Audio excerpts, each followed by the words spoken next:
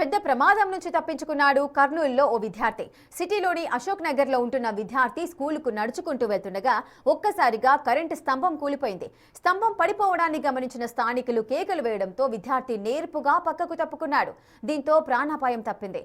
ఈ ఘటన జరగడానికి 2 క్షణాల ముందు ఓ వ్యక్తి తన పిల్లలతో కలిసి అదే దారిలో వెళ్లాడు.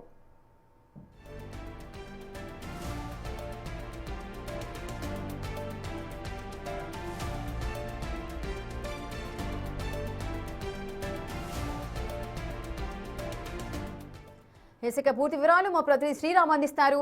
శ్రీరామ్, కర్నూలులో మనం ఒక సిచ్యువేషన్ చూస్తూనే ఉన్నాము. కరెంటు స్తంభం ఉన్నట్టుండి ఒక్కసారిగా కింద పడిపోయింది.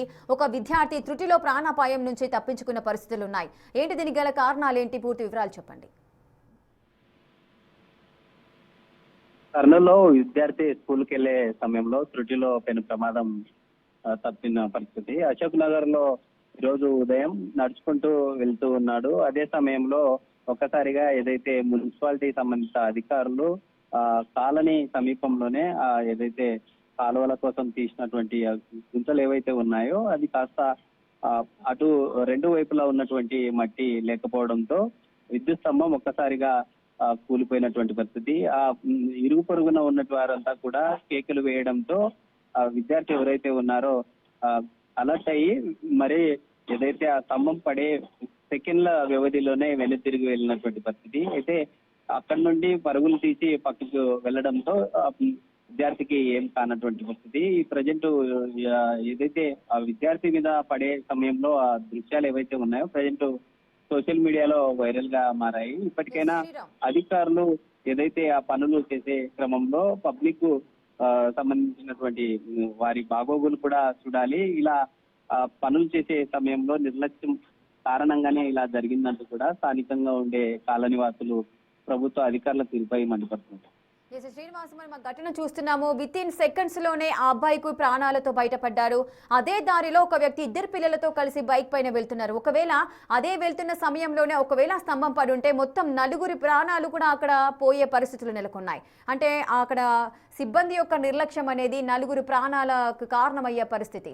మరి ఇటువంటి నిర్లక్ష్యంగా వ్యవహరించిన వారిపైన అదేవిధంగా అధికారులపైన ఏదైనా చర్యలు తీసుకునే అవకాశాలు ఉంటాయా?